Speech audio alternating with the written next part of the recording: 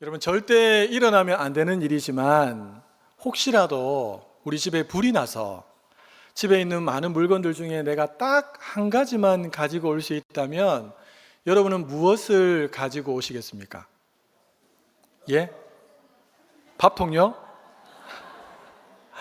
아마 어떤 분들은 배우자에게 받은 소중한 선물이 될 수도 있을 것 같고, 또 어떤 분들은 요즘에 휴대폰이 너무 이제 유용하게 쓰이지 않습니까? 그렇죠? 모든 것들을 휴대폰으로 할 수 있으니까 휴대폰을 챙겨 오실 분도 계실 것 같고, 한 두 분 정도는 비자금을 가지고 와야 되겠다 이렇게 생각하시는 분이 한 두 분 정도 계시는 것 같습니다. 최근에 출간된 책 중에 매일 아침 아빠의 묵상이 배달됩니다 라고 하는 책이 있습니다. 이 책은 의사이면서 장로님이셨던 아빠가 사랑하는 두 딸들에게 17년 동안 본인이 묵상한 내용들을 아침마다 보냈는데, 그것들을 책으로 엮어서 나온 귀한 책입니다. 우리 성도님들 중에 자녀들을 양육하시는 분들이 계시다면 제가 강력하게 추천합니다. 한번 읽어보시면 이분이 어떤 마음을 가지고 자녀를 양육했는지, 어떤 신앙적인 확고한 마음을 가지고 있으셨는지를 아마 확인할 수 있는데요. 그 중에 제가 이제 좀 충격이 되었던 것은 뭐냐 하면, 딸아이들을 위해서, 여러분 그런 거 잘 안 해보셨죠? 성경가회, 목사님이나 유명한 선교사님들을 모셔서 두 딸들을 위해서만 성경과외를 하실 정도로 진짜 하나님 말씀을 사랑하고 이 말씀대로 아이들이 세워지기를 원하는 마음이 이 장로님의 마음속에 묻어나 있는 것들을 볼 수가 있습니다. 여러분, 이 책의 첫 번째 장에 보면 우리 가족을 소개합니다 라고 하는 이제 주제가 있고, 그 밑에 보면 장로님께서 딸아이들에게 해주신 짧은 한 문장이 있습니다. 이런 내용입니다. 만약 집에 불이 났을 때 물건 하나만 챙겨갈 수 있다면 사진 앨범을 챙기렴. 왜 아빠는 사랑하는 두 딸들에게 사진 앨범을 챙기라고 했을까요? 그 급박한 상황을 만났을 때. 왜일까요, 여러분? 그 사진에는 가족들이 오랜 시간 함께 했던, 울고 웃으며 지나왔던 소중한 추억들이 담겨져 있기 때문이고, 더 나아가서 시간이 앞으로 흐르더라도 가족들과 다 함께 둘러앉아서 사진 하나하나를 손으로 대면서 우리 그때 참 이런 좋은 기억이 있었지, 이때 참 많이 힘들었지, 이때 네가 참 이렇게 했지 라고 하면서 사랑의 이야기를 꽃 피울 수 있는 것이 바로 이 앨범이라고 아버지는 생각을 하셨던 것 같습니다. 그만큼 이 아버지 장로님은 이 앨범을 굉장히 아끼셨고 소중하게 여기셨다는 것입니다. 여러분, 우리가 오늘 읽었던 이 요나서 마지막 두 구절 말씀은 요나서 전체의 이제 결론에 해당하는 부분인데요. 우리가 두 절을 읽어서 잘 알겠지만 이 두 구절 안에 요나가 아끼는 것이 있고 우리 하나님께서 아끼시는 것이 있다는 것을 우리가 알 수 있습니다. 의도적으로 이 두 가지가 대조를 이루면서 나오고 있습니다. 여러분, 요나가 우여곡절 끝에 드디어 니느웨 성에 도착합니다. 그리고 하나님께서 시키신 대로 40일이 지나면 이 니느웨 성이 무너진다 라고 하면서 하룻길을 다니면서 외쳤습니다. 이 요나의 외침을 들었던 그 니느웨의 왕, 그리고 모든 사람, 심지어 짐승들까지 금식을 선포하고 하나님 앞에, 하나님 우리가 잘못했습니다, 용서해 주십시오 라고 하는 말도 안 되는 거국적인 회개 운동이 일어났습니다.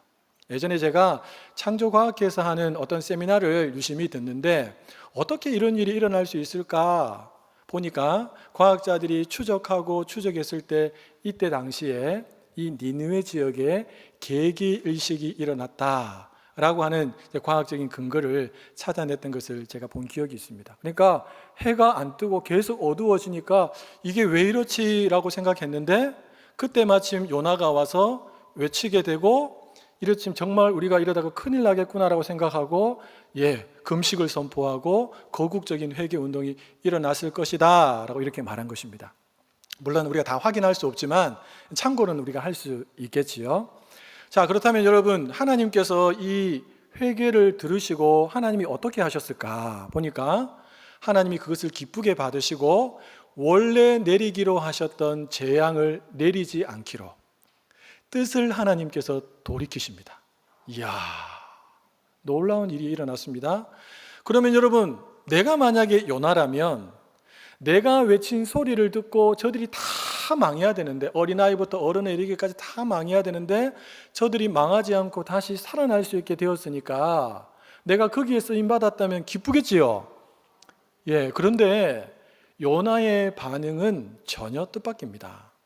성경에 나오는 요나의 반응 첫 번째는 뭐냐 하면 매우 싫어했다. 예, 매우 싫어했다. 요나의 마음속에는 저것들 다 망해야 되는데 왜 안 망하고 있느냐는 겁니다, 지금. 예. 이 마음이 첫 번째 요나의 마음이었습니다. 두 번째는요, 요나가 성질을 냅니다. 예. 다시 말하면 크게 분노합니다. 하나님, 차라리 나를 죽여주십시오 라고 하면서 자기에 있는 화를 하나님 앞에 쏟아냅니다. 그러면서 기도를 하지요. 사랑하는 여러분, 하나님께서는 이 요나의 그 이야기를 다 듣고 계셨습니다. 요나가 여러분 이제 외치고 난 다음에 그 니느웨 성에서 나와서 니느웨 성 동쪽에 있는 언덕 위로 올라갑니다. 그리고 거기서 자기 자신을 위해서 초막을 하나 짓습니다. 그리고 거기에 앉아서 니느웨 성을 이렇게 바라보고 있었다고 합니다. 왜 그랬을까요? 왜 니느웨 성을 바라보고 있었을까요? 그런 시기에 하나님께서 박넝쿨을 예비하셔서 요나가 지은 허접한 그 초막 위로 박넝쿨이 지나가게 왔다 갔다 해서 내리쬐는 뜨거운 태양빛으로부터 요나를 보호해 주십니다. 여러분, 그쪽 지역은 태양 앞에 나가면 너무너무 뜨거워서 견딜 수 없지만 그늘에만 들어가면 시원하거든요. 그러니까 요나가 이제 그늘 안에 앉아서 니느웨 성을 이렇게 보고 있는 겁니다. 왜 집으로 돌아가지 않고 그 동쪽 언덕에 앉아서 니느웨를 보고 있었을까? 요나는 아마 이렇게 생각했던 것 같습니다. 저 니느웨 사람들은 그동안 행한 일들이 너무 악하고 잔인하기 때문에 하나님께서 용서하시는 것처럼 보이지만 그래도 저들이 그동안 한 일이 있으니까 반드시 뭔가 일이 일어날 거다. 이런 막연한 기대가 요나의 마음속에 있었다는 겁니다. 자, 그런데 요나가 계속 보고 있는데도 불구하고 아무런 일이 일어나지 않습니다. 여러분, 그러면 어떻게 해야 합니까? 요나가 이제 자리를 다 털고 집으로 다시 돌아가야 합니다. 근데 요나가 안 돌아갑니다. 예. 해가 니웃니웃 지고 있는데 안 돌아갑니다. 요나가 오히려 그 초막 아래서 잠을 청합니다. 이 말은 무슨 말입니까? 오늘은 아니지만 우리 하나님께서 내일 아마 멋지게 저승을 한번 휩쓰실 거야. 이런 기대감이 아직도 요나의 마음속에 남아 있었다는 것입니다. 자, 그런데 아침이 되었는데 하나님께서 이번에는 벌레를 예비하셔서 박넝쿨을 싹싹 갉아먹게 만드십니다. 그러니까 이 박넝쿨이 금방 시들시들해지고 있는데 해가 딱 뜰 무렵에 맞춰갖고 하나님이 저 동쪽에서 뜨거운 바람을 계속 불어주시는 겁니다. 그러니까 안 그래도 지금 벌레가 갉아먹어서 시들고 있는데 뜨거운 바람까지 불어오니까 이 박넝쿨이 바짝 마르게 되고 초막 위로 덮고 있던 박넝쿨이 다 사라지면서 뜨거운 그 태양빛이 요나의 머리 위에 그냥 직방으로 막 쫙 내리쬐기 시작한 것입니다. 요나가 얼마나 머리가 뜨거웠던지 성경에 보니까 정신이 혼미해졌다. 그리고 하나님을 향해서 한 번 더 성을 냅니다. 하나님, 차라리 나를 죽이십시오. 나를 죽이십시오. 저들을 안 죽이니까 차라리 나라도 죽이라는 겁니다. 여러분, 하나님께서 그때 요나에게 다시 말씀하십니다. 요나야, 네가 박넝쿨로 인해서 지금 나에게 화를 내는 것이 합당한 일이냐? 그러자 요나가 합당하다 맞아요. 하나님, 내가 이것은 너무너무 옳은 일이라고 생각됩니다 라고 요나가 하나님께 항변합니다. 사랑하는 여러분, 요나는 왜 이 니느웨가 멸망당할 것들을 그토록 간절히 원했을까요? 여러분, 이 니느웨는 사실 아수르라고 하는 엄청난 대제국의 수도였습니다. 여러분, 아수르는 어떤 나라입니까? 요나가 살고 있는 북이스라엘의 원수 같은 나라입니다. 원수. 철천지 원수입니다. 틈만 나면 북이스라엘에 쳐들어와서 먹을 것들을 훔쳐가고 빼앗아가고 사람들을 죽이고 나라를 힘들게 만들었던 사람, 그들이 바로 아수르 사람, 니느웨 사람들이었다는 것입니다. 뿐만 아니라 이들은 잔혹하기가 소문이 났습니다. 얼마나 사람들을 무자비하게 죽인지 모릅니다. 전생에 보니까 싸우다가 포로로 잡잖아요. 그럼 포로로 잡은 그 사람의 피부를 다 벗겨서 죽였다고 합니다. 얼마나 잔인합니까, 여러분? 끔찍하지 않습니까? 그리고 그 피부를 다 벗긴 그 사람의 머리를 잘라서 성 앞에다가 이렇게 가득 쌓아두었대요. 그만큼 잔인했습니다. 이 아수르 사람들은 어린아이들에게도 자비가 없었습니다. 어린아이들도 무참하게 짓밟아서 죽였던, 진짜 치가 떨리는 그런 나쁜 사람들이 바로 아수르 사람들이었어요. 더군다나 이들은 이 북이스라엘 향해서 끊임없이 조공을 더 내라 라고 하면서 압박을 가했던 나라가 바로 아수르였습니다. 그러니까 여러분, 요나는 이번 참에 저것들이 망하면 우리가 조금 더 잘 살 수 있고, 그동안 저들에게 당한 것들, 내 마음 한쪽 구석에 쌓여있는 그 울분들이 좀 씻겨 내려가지 않을까라는 마음 때문에 간절히 그들이 망하기를 원했다는 것입니다. 사랑하는 여러분, 우리도 그렇지 않습니까? 내가 소중하게 여기는 것들 누군가가 짓밟아버리고, 내 사랑하는 가족들을 누군가가 고통스러운 가운데로 밀어 넣을 때 우리는 그 사람들이 잘 되기를 원하는 사람은 단 한 사람도 없을 겁니다. 그들이 정말 하나님께 저주를 받아서 정말 고통스럽게 생을 마감했으면 좋겠다라고 하는 마음이 우리 모두의 마음속에도 있습니다. 혹시 여러분 중에 목사님, 저는 아니에요, 그들이 저에게 이만큼 했지만 그래도 저는 그들을 사랑합니다 라고 하시는 분이 있으면 두 번째 발가락 한번 살짝 한번 들어보시기 바랍니다. 한 2분 정도 계신 것 같은데 존경합니다. 사랑하는 여러분, 우리 중에 그 누구도 이 지금 하나님 앞에 썽을 내고 있는 요나를 향해서 손가락질할 수 없습니다. 왜냐하면 그 요나가 사실 나고, 내가 바로 그 요나로 지금도 살고 있기 때문에 그렇습니다. 하나님은 요나가 이 아수르 사람들을 죽기까지 싫어한다는 사실을 알면서도 요나를 보내셨어요. 왜 그러셨을까요? 요나에게 이 하나님의 마음, 하나님의 사랑이라고 하는 것이 얼마나 대단한지를 그냥 귀로 한번 들려주고 끝내는 게 아니고 실물 교육을 통해서 보여주기를 원하셨어요. 요나는 다 경험했습니다. 자기가 외쳤던 말에 그들이 회개했고 하나님이 재앙을 거두시고 그들을 용서하신 것을 자기의 두 눈으로 온몸으로 다 경험을 했다는 것입니다.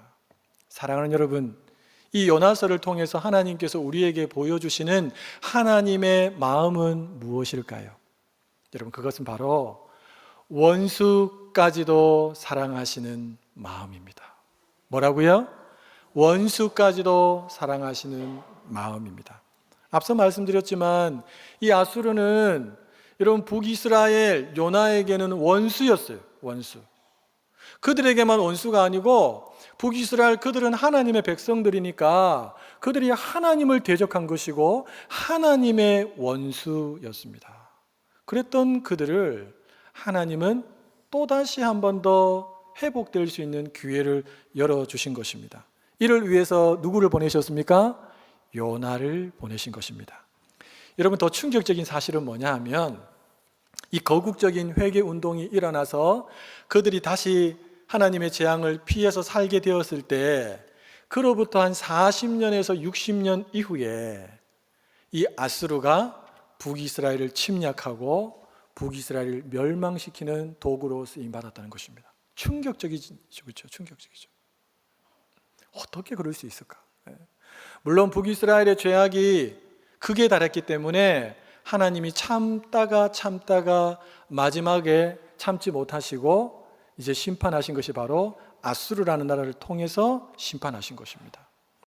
우리는 이런 대목을 보면서 야, 진짜 우리가 원수까지도 사랑할 수 있는 게 맞나? 그렇게 한들 무슨 유익이 있나? 라고 얼마든지 생각할 수 있습니다. 역사적으로 나온 내용이기 때문에 그렇지요. 그러나 우리 하나님은 어떻습니까? 하나님은 실제적으로 원수까지도 사랑하셨습니다. 사랑하는 여러분, 하나님은 원수였던 아수르만 사랑하신 것이 아니고 원수인 우리도 사랑해 주셨습니다. 사도 바울은 로마서 5장에서 이렇게 말합니다. 우리 화면을 보시면서 같이 한번 읽어보겠습니다. 곧 우리가 원수 되었을 때에 그의 아들의 죽으심으로 말미암아 하나님과 화목하게 되었은즉. 여러분, 우리가 하나님과 원수였어요. 원수. 그런데 하나님께서 먼저 원수된 우리에게 찾아오신 것입니다. 아들 예수 그리스도를 하늘에서 이 땅으로 보내셔서 우리의 모든 죄를 십자가에 도말하여 죽으시고 사흘 만에 부활하심으로 하나님과 화목될 수 있는 길, 그 예수님을 구주로 믿기만 하면 누구든지 하나님과 화목되고 하나님과 자녀가 되고 하나님의 유업을 이어받을 수 있는 엄청난 축복을 받을 수 있는 존재로 하나님께서 모든 것을 허락해 주셨다는 것입니다. 그래서 우리가 오늘 이 자리에서 하나님을 향해서 아버지라고 부르고 예배를 드리고 있는 것이 아니겠습니까? 사랑하는 여러분, 이 하나님께서 먼저 된 우리에게 요구하시는 것이 있습니다.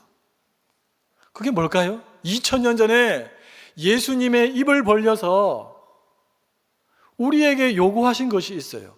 누가복음 말씀이 나오는데 같이 한번 읽어보도록 하겠습니다. 그러나 너희 듣는 자에게 내가 이르노니 너희 너희를 미워하는 자를 하나님이 요구하셨어요. 너희 원수 너희도 사랑해. 왜냐하면 내가 원수된 너를 먼저 사랑해 줬잖아. 너희를 미워하는 그 사람 계속 미워하지 말고 네가 선대해. 내가 너에게 먼저 은혜를 베풀어 줬잖아. 하나님 우리에게 요구하시는 것은 사랑입니다. 여러분, 지난 9월 10일 날 미국의 우파 쪽에 열심히 활동하고 있던 청년이었던 찰리 커크가 총격으로 인해서 죽습니다. 충격적인 일이었습니다. 정치적인 색깔을 떠나서 이 찰리 커크는 신실한 크리스찬입니다. 여러분, 기회가 되시면 한번 유튜브를 통해서 이 찰리 커크가 낙태를 주장하고 동성애를 찬성하는 사람들하고 대화를 통해서 어떻게 성경적인 가치관을 그들에게 드러내는지 한번 보시면 야, 이 사람이 그냥 사람이 아니고 하나님의 말씀, 기독교적인 세계관에 딱 준비되어 있는 진짜 잘 준비된 사람이구나라는 사실을 깨달을 수 있습니다. 그는 싸우려고 하지 않고 자기 반대편에 있는 사람과 끊임없는 대화를 통해서 설득하고 진리를 전하는데 힘썼던 사람이 바로 찰리 커크였습니다. 근데 이 사람이 죽은 거예요. 그래서 많은 사람들이 안타까워했습니다. 찰리 커크가 죽고 한 10일쯤 뒤에 찰리 커크 추모식이 열렸습니다. 아주 크게 열렸는데요.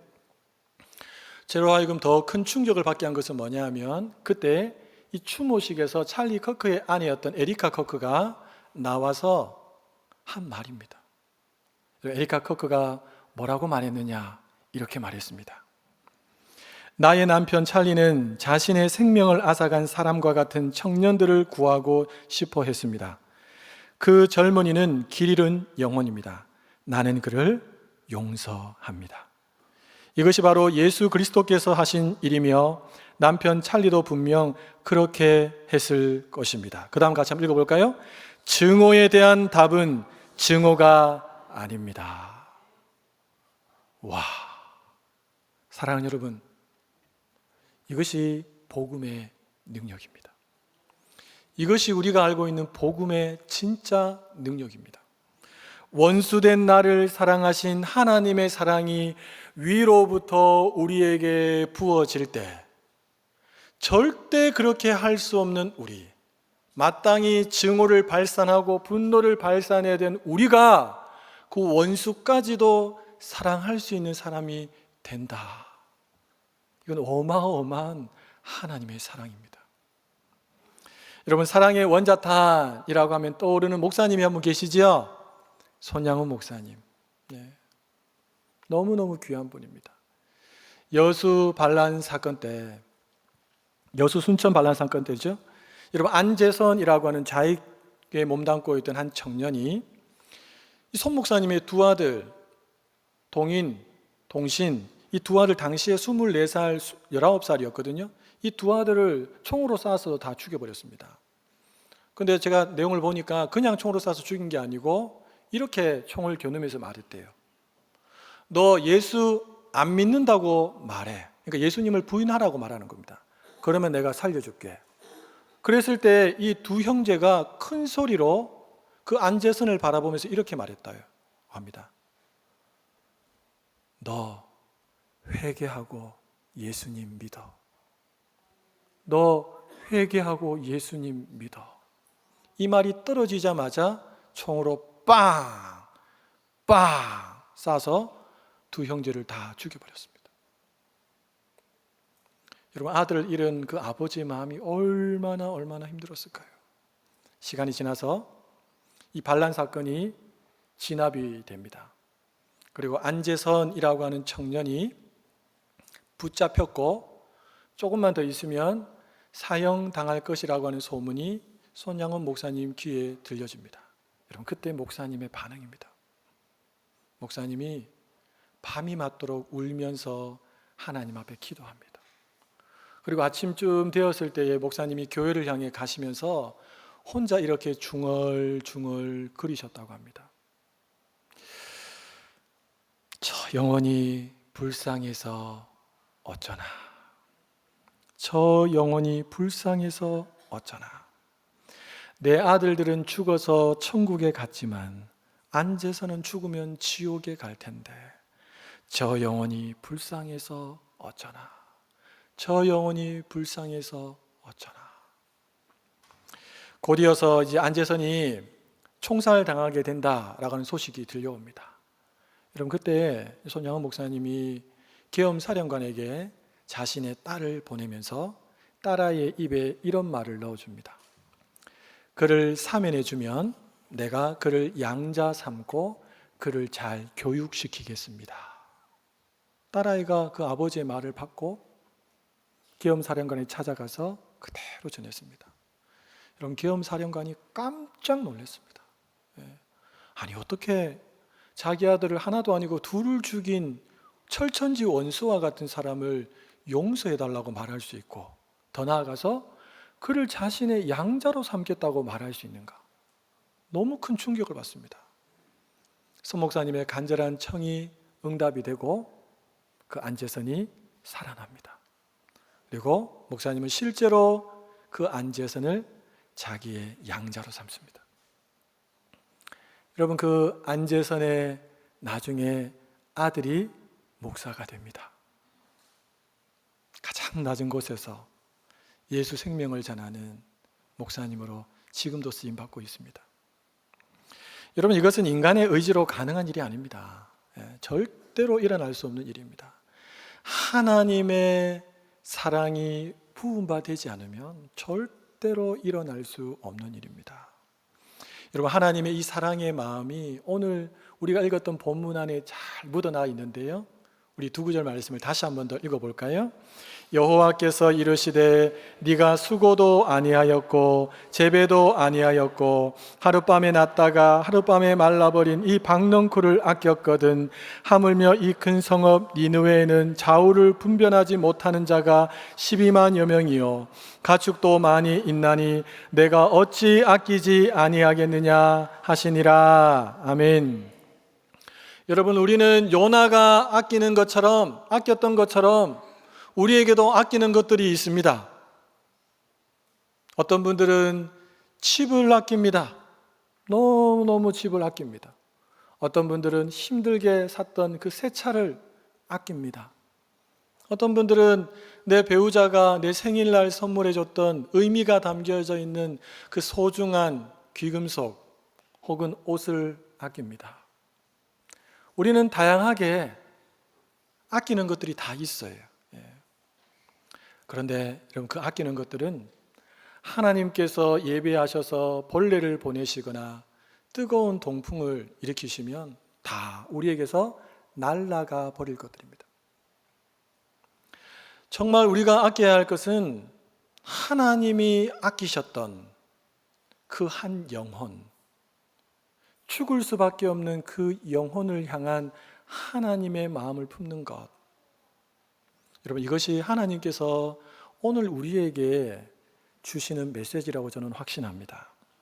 우리가 지난주에 우리 하나님께서는 잃어버린 한 영혼, 그 한 영혼을 한 양을 찾기 위해서 목자의 마음을 통해서 하나님 마음을 보여주셨다고 했습니다. 한 영혼을 찾기 위해서 99마리를 들여두고 찾으러 나가는, 소중히 여기는 그 마음, 찾을 때까지 포기하지 않는 그 마음, 찾았을 때에 그 어린 양을 어깨에 메고 집으로 돌아와서 친구와 이웃들을 불러서 기뻐하고 즐거워하는 그 마음, 이것이 하나님의 마음이다 라고 우리에게 보여주신 겁니다. 바울은 이 사실을 깨닫고 고린도전서 9장에서 이렇게 고백합니다. 우리 같이 한번 읽어볼까요? 내가 모든 사람에게 자유로우나 스스로 모든 사람에게 종이 된 것은 더 많은 사람을 얻고자 함이라. 그래서 바울이 여러분 어떤 삶을 삽니까? 유대인들을 얻고자 그는 유대인처럼 되고, 율법이 있는 사람들을 얻고자 율법이 있는 사람들처럼 되고, 율법 없는 사람을 얻고자 율법 없는 사람처럼 되고, 연약한 사람을 얻고자 연약한 사람처럼 자기를 낮추고, 여러 사람을 얻고자 여러 사람의 모습대로 자기를 맞춰갔던 사람. 그래서 생명의 복음을 전달하기를 원했던 사람, 하나님이 가장 기뻐하시는 그 영혼을 주께로 인도하기 위해서 철저하게 모든 사람의 종으로 자기 자신을 스스로 낮추었던 사람, 그가 바로 사도 바울입니다. 사랑하는 여러분, 하나님께서 원수 니느웨 사람들까지 사랑하신다는 걸 요나에게, 그리고 오늘을 살고 있는 우리에게 보여주시는 의도가 무엇입니까? 먼저는 하나님께서 우리에게 이렇게 말씀하시는 거예요. 얘들아, 원수된 너희들도 내가 먼저 사랑했잖아. 지금도 하나님의 마음이 원수된, 잃어버린 그 영혼들을 향해 있다라는 것을 또 우리에게 보여주시는 겁니다. 더 나아가서요, 내가 원수된 그들도 이렇게 아끼고 사랑하는데 원수에서 내 자녀된 너희들 내가 얼마나 더 사랑하는 줄 아느냐? 라고 하나님이 이 요나서 마지막 대목에서 우리에게 보여주고 있습니다. 사랑하는 여러분, 우리는 하나님의 사랑을 시시때때로 의심합니다. 상황과 사건이 내 뜻대로가 아니라 나를 힘들게 하는 곳으로 몰아가면 하나님 나를 사랑하지 않는 것처럼 느껴집니다. 여러분, 느낌이 중요한 것이 아닙니다. 느낌, 감정이 올라올 때 우리는 하나님의 언약의 말씀을 붙들고 하나님이 나를 사랑하신다는 이 확신을 가지고 살아가야 될 줄로 믿습니다. 여러분, 느낌에 계속 나를 노출시키고 느낌에 계속 내버려두면 이 느낌은 나를 긍정적인 방향으로 이끌고 가는 것이 아니고 부정적인 방법으로 계속 나를 이끌고 갑니다. 그래서 여러분, 우울증도 생기고 마음의 병들이 생기는 겁니다. 우리는 절대로 그 지경까지 갈 수 있도록 내버려두면 안 됩니다. 하나님의 사랑의 약속의 말씀을 붙들고 내 느낌은 아니지만 다시 이 말씀 붙들고 그렇게 살아내야 될 줄로 믿습니다. 지난 주간에 제가 아는 목사님이 페이스북에 좋은 글귀와 이미지들을 이렇게 올려놓으셨더라고요. 보니까 아마 목사님 교회에서도 전도축제가 있는가 봐요. 그래서 거기에 관련된 좋은 글과 이미지가 있길래, 이야, 우리 교회 복음행복 가을 축제를 앞두고 와, 이거 딱 우리 성도들하고 나누면 너무 좋겠다 싶어서 제가 주보 한 면에다가 그 이미지를 넣어놓았고, 또 다른 좋은 이미지 두 가지를 오늘 이 예배 시간에, 설교 시간에 여러분들에게 좀 보여드리려고 합니다. 첫 번째 한번 보여주시겠습니까? 전도는 사랑의 고백입니다. 침묵은 사랑을 잃은 증거입니다. 여러분, 내가 침묵한다는 것은 내가 사랑을 잃어버렸다라는 것입니다. 그 다음 이미지 보여주시겠습니까? 전도는 사명이 아니라 사랑의 반응입니다. 지금 그 사랑으로 움직이십시오. 여러분, 전도는 억지로 하는 게 아닙니다. 전도는 내가 정말 하나님의 사랑을 느끼고 그 사랑에 감사할 때 그 하나님이 너무 좋아서 그냥 하는 것입니다. 사랑하는 여러분, 하나님을 사랑하신다면 이제 침묵하지 마시고 사랑으로 움직이시기를 예수님의 이름으로 축복합니다. 여러분, 결과는 여러분들이 책임 안 지셔도 됩니다. 결과는 하나님께 다 맡기고 그냥 우리는 하나님 이렇게 하라고 하시니까 그렇게 해보는 것입니다. 이번 주는 이제 마지막 미션이 있습니다. VIP에게 연락해서 차도 좀 대접하고 가능하다면 식사도 대접하면서 초청장을 전달하는 것입니다. 야, 우리 교회 이번에 배우가 온다. 배우가. 너 살아생전에 탤런트 만나본 적 있냐? 이번 좋은 기회다. 네가 꼭 왔으면 좋겠다. 울산 최고의 축제에 소중한 네가 정말 꼭 왔으면 좋겠다. 그러면서 여러분 한 번 더 밥 사주시면서 데리고 오십시오. 딱 밥 먹고 그 다음 시간 아닙니까? 그렇죠? 아이고 목사님, 제가 열심히 순종한다고 했는데 VIP가 아무도 안 온답니다. 목사님, 어떻게 하면 좋겠습니까? 여러분 괜찮습니다. 결과는 누구한테 맡기라고요? 하나님께 맡기십니다. 그리고 여러분들은 그렇다고 나 아무도 못 데리고 왔는데 내가 축제에 갈 수 있겠나? 아닙니다. 여러분, 축제의 또 다른 주인공들은 여러분들이십니다. 그러니까 여러분 낙심하지 마시고 여러분들이 나오셔갖고 복음을 듣고 다시 은혜를 받으시면 좋겠습니다. 저는 여러분들이 더 소중합니다. 아멘이십니까? 네. 그리고 그래도 내 성이 안 찬다라고 생각되시는 분이 계시다면 여러분 이번 주 화요일과 수요일 오전 10시 30분에 교회로 나오십시오. 보통 그 시간에 저희가 택시 전도를 가고 새생명 전도를 가는데 이번 주는 가지 않고 교회에 모여서 저희가 준비한 구역장님 통해서 받으셨는지 모르겠는데 전단지가 있습니다. 전단지를 가지고 우리 교회 주변에 있는 상가와 이웃들에게 초대하려고 그렇게 나아가려고 합니다. 그래서 혹시나 시간이 되시는 분들, 하나님의 사랑에 내가 조금이라도 반응하고 싶으신 분들이 있으시다면 이번 주 화요일과 수요일 오전에 나오셔서 동참하시면 좋겠습니다. 사랑하는 여러분, 이 가을에 하나님의 마음, 하나님의 엄청난 그 사랑이 우리 모든 성도님들 심령 가운데 부음받기를 예수님의 이름으로 축복합니다. 그 사랑의 힘을 가지고 우리가 기쁨으로 순종할 때에 주께 드릴 열매 가득 안고 주님의 기쁨으로 우리 한 사람 한 사람들이 인정받고 칭찬받고 또 쓰임받게 될 줄로 믿습니다. 그런 일들 가운데 모두가 쓰임받으시기를 예수님의 이름으로 축복합니다.